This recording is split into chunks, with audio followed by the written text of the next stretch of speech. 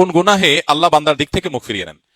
এই বিষয়ে প্রসিদ্ধ একটা হাদিস আছে, নবী সাল্লাল্লাহু আলাইহি ওয়াসাল্লাম বলেছেন, 3 ব্যক্তি এমন আছেন যাদের সাথে কিয়ামতের দিন আল্লাহ কথা বলবেন না, তাদেরকে আল্লাহ তাআলা পবিত্র করবেন না।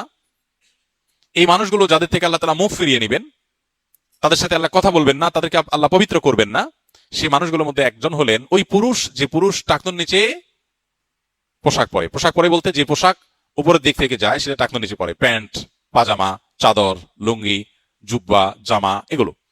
মুজা যেটা থাকেই নিচে, নিচ দিক থেকে পরা হয়, ওইটার কথা ভিন্ন।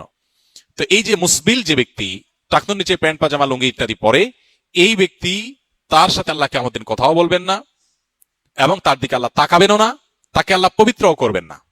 এই 3টা ভয়াবহতা এই ব্যক্তির জন্য আছে, যে ব্যক্তি টাকনুর নিচে প্যান্ট, পাজামা, লুঙ্গি পরে। আমাদের দেশে অনেকে আছেন মসজিদে নামাজ পড়তে আসলে তখন প্যান্ট ভাঁজ করে। অনেক মসজিদে মুয়াজ্জিনরা মাইকে বলেনও যে টাকনুর নিচে যাদের প্যান্ট আছে প্যান্টগুলো উঠায় নেন।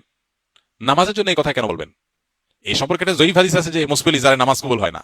হাদিসটা সহিহ সূত্রে বর্ণিত না।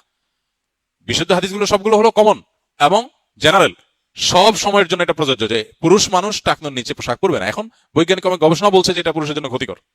যাই হোক, সেটা গবেষণা কি প্রমাণ হয়েছে এটা বড় কথা না, বড় কথা হলো নবী সাল্লাল্লাহু আলাইহি ওয়াসাল্লাম নিষেধ করেছেন, বাস শেষ।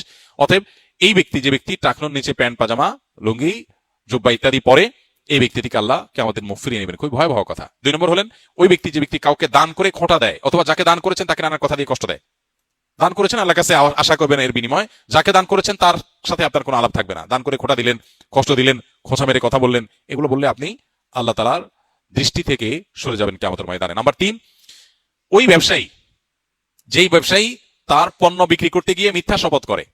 এখন তো ঘরে ঘরে, ভাই আল্লাহর কিরা, এটা কিনা পড়ছে এত, ভাই কিনতেও পারে না এত টাকা দিয়া, ডাহা মিথ্যা কথা। তো এই ব্যবসায়ী যে তার পণ্য বিক্রি করার প্রয়োজনে মিথ্যা শপথ করে ক্রেতাদের সাথে, কাস্টমারের সাথে, তার দিকে আল্লাহ তাকাবেন না, তাকে পবিত্র করবেন না এবং কিয়ামতের দিন আল্লাহ রাব্বুল আলামিন তার সাথে কথাও বলবেন না।